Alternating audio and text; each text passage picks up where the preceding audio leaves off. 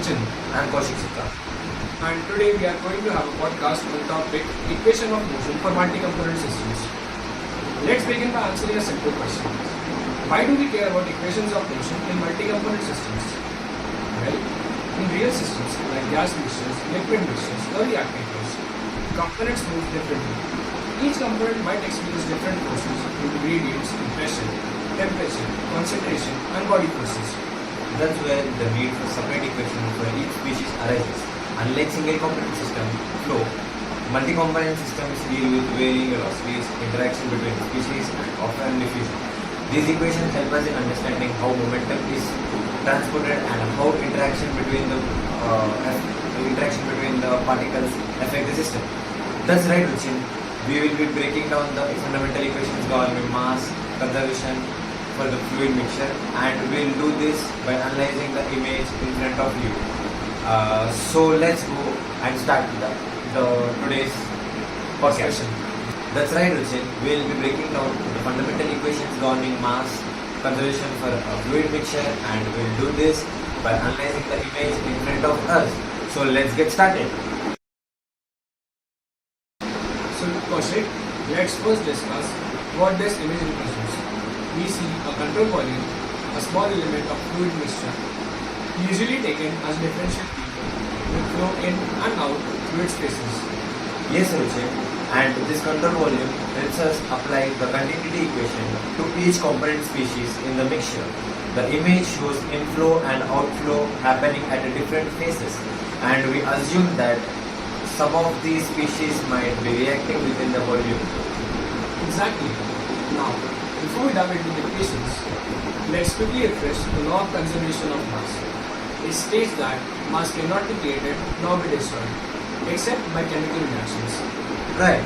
This means that for an individual species alpha in our multi-component mixture, And its that accumulation gives us rate the general mass inside the balance equation control volume for a is single equal to the species net inflow rate minus which is the net outflow rho rate by plus dou any is equal generation or minus consumption due to del the dot chemical N reaction alpha plus that is R being where taking place rho alpha is in the its control volume. species alpha, N alpha is its flux, and R alpha is the reaction rate.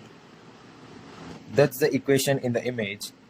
The term minus del dot n alpha represents the divergence of the flux, which accounts for how much of the species is leaving or entering the control volume. Yes, and a step further, we can express N alpha as the sum of convective and diffusive contributions. N alpha is equal to rho alpha V plus J alpha, where rho alpha V is a convective flux due to bulk movement and J alpha is a diffusive flux. This gives us the next equation, which is dou rho alpha by dou T is equal to minus del dot rho alpha V minus del dot J alpha plus R alpha, which is our next equation. This basically means that in a closed system, the total mass created or destroyed by reactions is zero. That's a key assumption we often use in reactor design and environmental modeling. Now, there is also an important equation, which is the continuity equation for the mixture.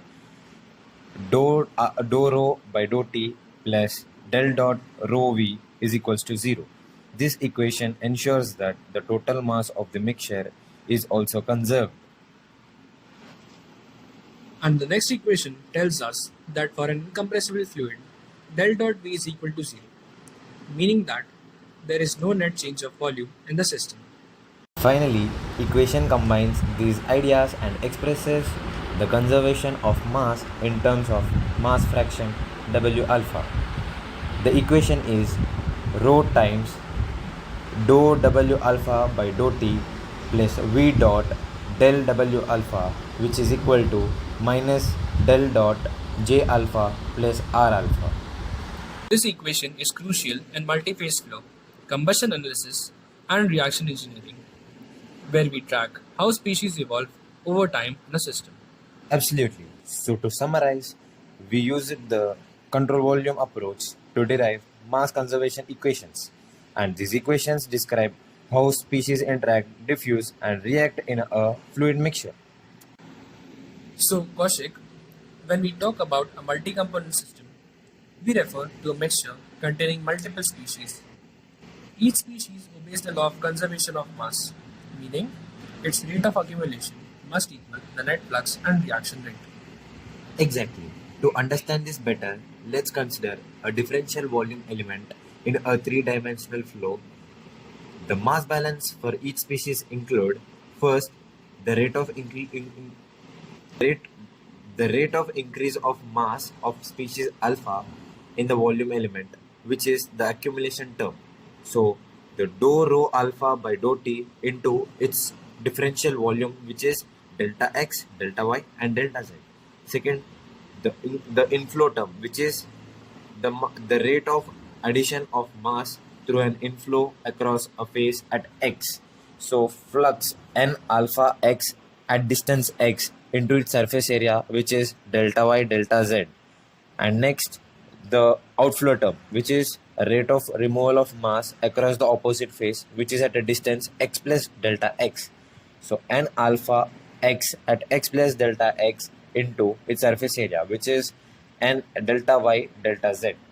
And last, the rate of mass production due to chemical reactions in the control volume, which is R alpha into its volume. So its all volume is delta x, delta y, delta z. Right.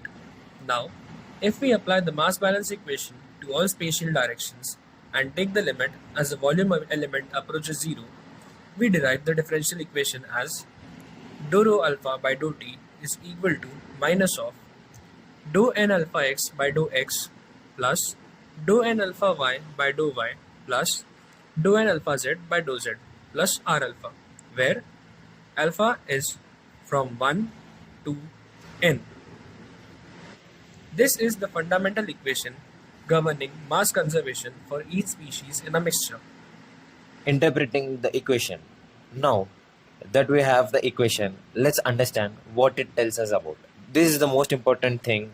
We have the equation, but we need to interpret what exactly it is. So the left hand side equation represents the rate of change of species mass density, which is the accumulation term. And the first term on the right side accounts for the net convective flux divergence, while the second term includes the rate of production or the consumption due to chemical reaction which is occurring in the control volume. That's a great summary. Another way to express the equation is by using the divergence operator, which is dou rho alpha by dou t is equal to minus del dot n alpha plus Ra. This compact form highlights that the change in density depends on the divergence of mass flux and the reaction term. Yes, and if we sum this equation over all the species and assume no mass is lost, we get the continuity equation for this mixture as dou rho by dou t plus divergence dot rho v is equals to 0, which ensures that the total mass remains conserved. So, which is the practical applications we see in our real life. So, why does this matter in real world applications? Great question. These equations are crucial in chemical reactions where we track species concentration over time, multi-phase flow such as distillation and absorption columns. Third, the thing is the environmental engineering to model pollutant dispersion. Exactly. Understanding these equations helps engineers design efficient processes and optimize mass transfer operations. So, Kaushik, when we talk about a multi-component system, we refer to a mixture containing multiple species. Each species obeys the law of conservation of mass, meaning its rate of accumulation must equal the net flux and reaction rate. Exactly. To understand this better, let's consider a differential volume element in a three-dimensional flow. The mass balance for this each species include first up the accumulation term, that is how much the mass of species alpha inside the small element changes with time. That is given by dou rho alpha by dou t into its differential volume, that is delta x, delta y, delta z. This simply represents the rate of increase of mass of species alpha in the control volume. Second, the inflow and outflow terms. Next, let's handle the inflow and outflow term. We will start with x direction. The inflow at the face located at x is n alpha x at x dot delta y delta z, which is its surface area. The outflow term at the face located at x plus delta x is n alpha x at x plus delta x into its surface area, which is again delta y and delta z. So, the net outflow in the x direction is n alpha x at x minus n alpha x at x plus delta x multiplied by the surface area, which is delta y delta z. This would be equal to the accumulation term, that is minus of dou n alpha x by dou x into the differential volume, that is delta x delta y delta z. This comes from using a Taylor series expansion to appropriate the outflow at x plus delta x. And we repeat the same idea for the y and z directions, giving us an additional net outflow terms, that is minus of dou n alpha y by dou y into its volume, which is delta y delta x and delta z. And the same way when we apply for it in the z direction, which is minus of dou n alpha z by dou z into its same differential volume, which is delta x delta y and delta z. Coming to the generation term, the third major component is the generation term, which accounts for the production or consumption of species alpha due to chemical reactions. That is given by R alpha times the differential volume, that is delta x delta y delta z, where R alpha is the rate of production per unit volume due to chemical reaction. Now, combining everything, we get the general mass balance equation, which is dou rho alpha by dou t into delta x, delta y and delta z, which is equal to minus of dou n alpha by dou x plus dou n alpha y by dou y plus dou n alpha z by dou z into delta x, delta y, delta z plus r alpha into delta x, delta y, delta z. Notice that every term here has a common volume element, delta x, delta y, delta z. So we divide throughout by that to simplify. Finally, we arrive at the differential form of the mass balance equation for the species alpha, which is dou rho alpha by dou t, which is equal to minus of dou n alpha x by dou x plus dou n alpha y by dou y plus dou n alpha z by dou z plus r alpha. Now that we have the equation, let's understand what it tells us. The left hand side represents the rate of change of species mass density. The first term on the right hand side accounts for the net convective flux divergence, while the second term includes the rate of production or consumption due to the chemical reaction. That's actually a very great summary. Another way to express the equation is by using the divergence operator, as we had discussed earlier. Dou rho alpha by dou t is equal to minus del dot n alpha plus r alpha. This compact form highlights that the change in density depends on the divergence of mass flux and the reaction term. Yes, absolutely. And if we sum this equation over all the species and assume no mass is lost, we get the continuity equation for the mixture, which is dou rho alpha dou rho by dou t plus del dot rho v, which is equals to 0, which ensures that the total mass remains conserved. Now we'll know about the practical applications. So, why does this matter in real world applications? Great question. These equations are crucial in chemical reactors where we track species concentration over time. Next, the multi-phase flow, such as in distillation columns and absorption columns. Third, which is the environmental engineering to model pollutant dispersion. Exactly.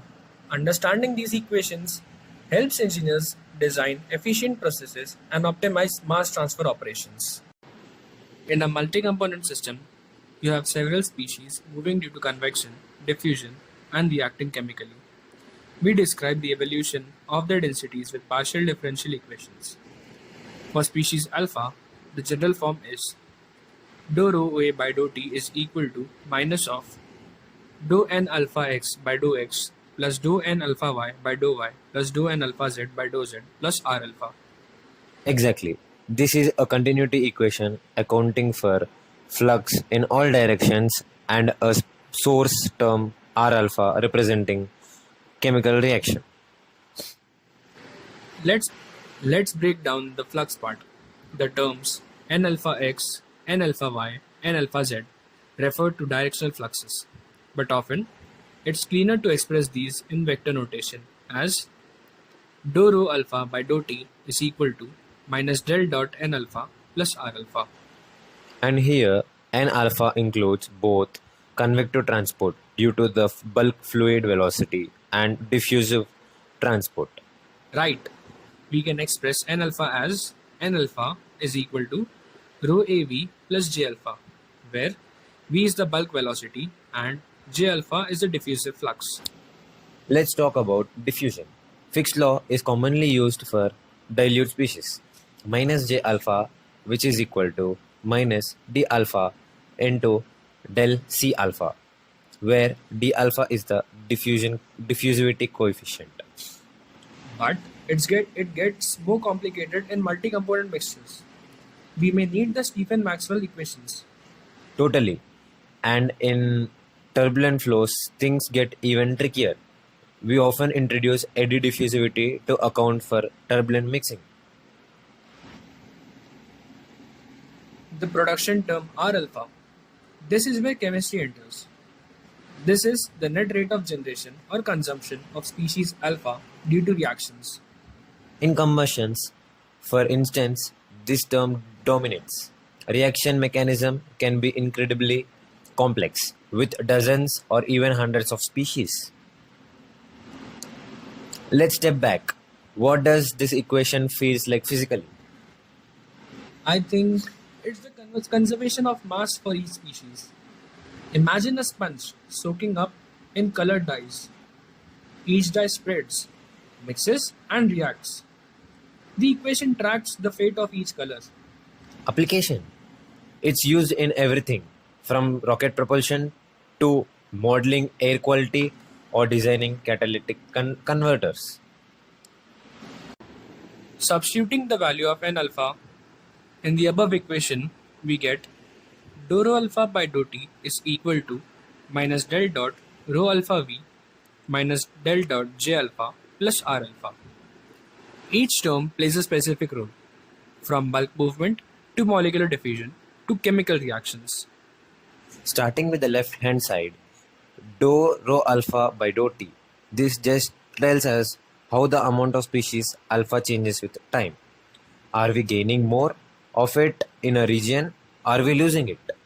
Exactly. And this is crucial in applications like pollution tracking. If the mass density of, say, nitrogen dioxide is increasing in a city zone, this term quantifies it. Next is convective transport, which is minus del dot rho alpha into V. This is when species alpha gets carried by the moving fluid, just like how oxygen moves in a bloodstream. Or you could say how nutrients move in rivers, right? The water carries dissolved oxygen and other compounds. Then we have got the diffusion term, which is minus del dot J alpha. Even without motion, molecules tend to spread from high to low concentration.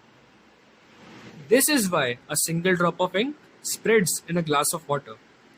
That's molecular diffusion in action. And finally, the reaction term, which is R alpha. This is where chemistry steps in. If fuel is burning in an engine, it's disappearing as it reacts. Or in a cell, ATP is produced by breaking down glucose. That's a positive source term. Let's shift the application. Where do we see this equation in action? We'll start with combustion engines. You've got fuel, oxygen, carbon dioxide, all moving, mixing, and reacting. Engineers model all of that using this equation for each species. How about environmental modeling? Predicting how pollutants like CO or NOx gases disperse in the atmosphere after a factory emits them. That's all this equation tells about. In biology, it governs drug diffusion in tissues.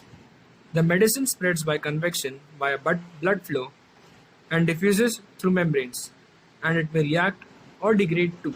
Imagine a smart contact lens delivering medication. The drug diffuses from the lens into the eye. As it enters the tear film, some gets washed away by blinking. Convective transport is being taking place in this phenomenon. Some reacts with enzymes, that is R alpha, which is the chemical reaction. That is such a cool application, and it's all governed by this one equation.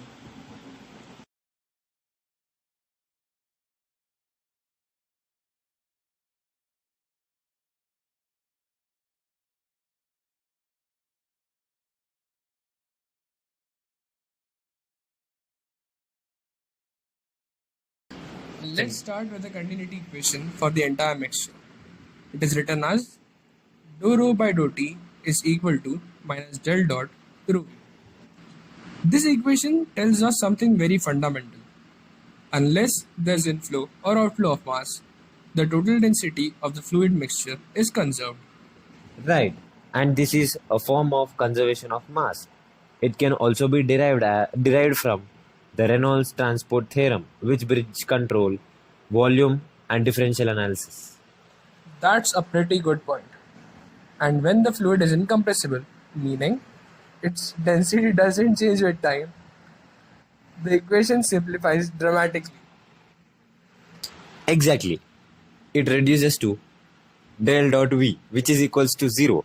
This is what we call the incompressibility condition. This condition is a big deal, especially in liquid flow simulations. It's what keeps the mass from magically appearing or disappearing. It's also computationally significant because it constrains the pressure field. And we often assume incompressibility when the Mach number is less than 0.3, right? Yes, below that, the density changes are negligible due to low speeds involved. Now, let's combine what we just discussed with species transport.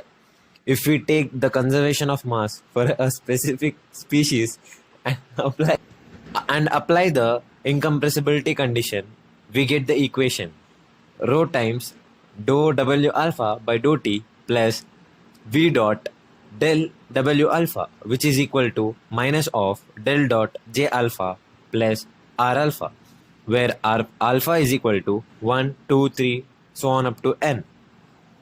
This equation is gold when we deal with multi-component fluid flows. Think combustion, atmospheric gases, or even blood plasma with various solutes.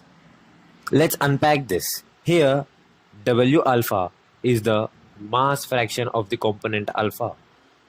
J alpha is the diffusive flux of the species, and R alpha is the source term, which could come from chemical reactions or even interface mass transfer.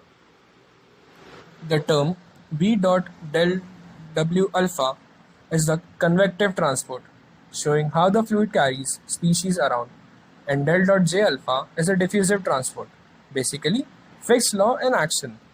Right.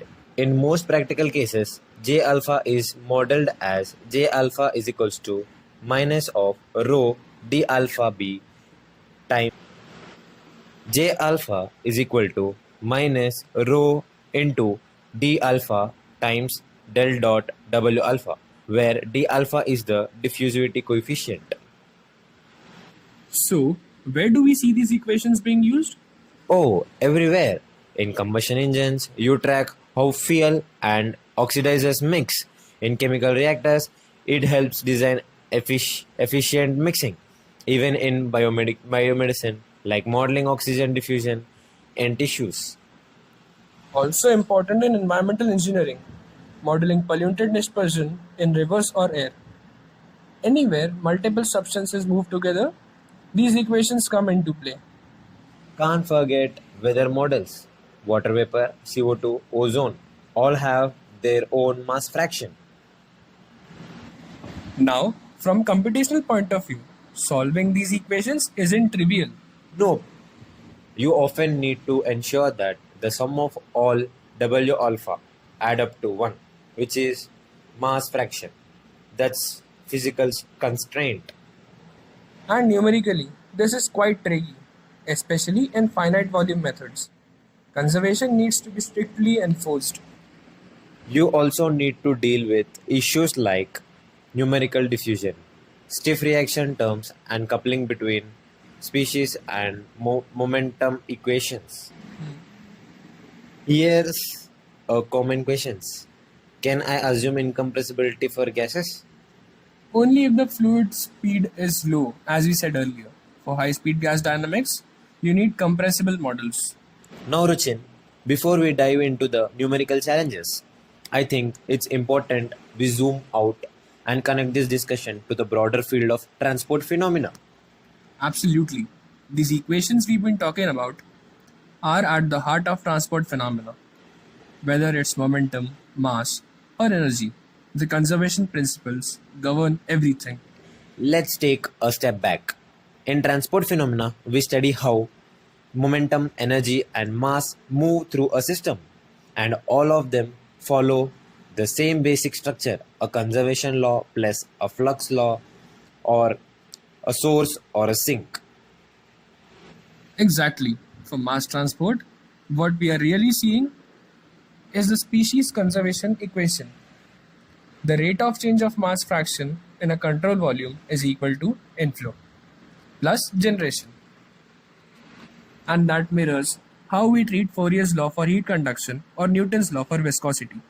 They are all part of the same mathematical family. Yes, so in that sense, the equation rho times dou W alpha by dou T plus V dot del W alpha, which is equal to minus del dot J alpha plus R alpha, is the mass transfer equivalent of the heat equation or the momentum equation. You can think of W alpha like temperature or velocity is the transported quantity. That's a beautiful symmetry. And that's why in chemical engineering especially, we use dimensional analysis like Sherwood, Nusselt and Reynolds numbers to describe how mass, heat and momentum move analogously. Another key point, when reactions are involved, you get coupled transport reaction systems, which are very common in catalysis, electrochemical cells, biological membranes, pharmacokinetics. And these systems often involve multi-scale modeling because diffusion might occur on the micrometer scale, while flow field act on the centimeter or even meter scale.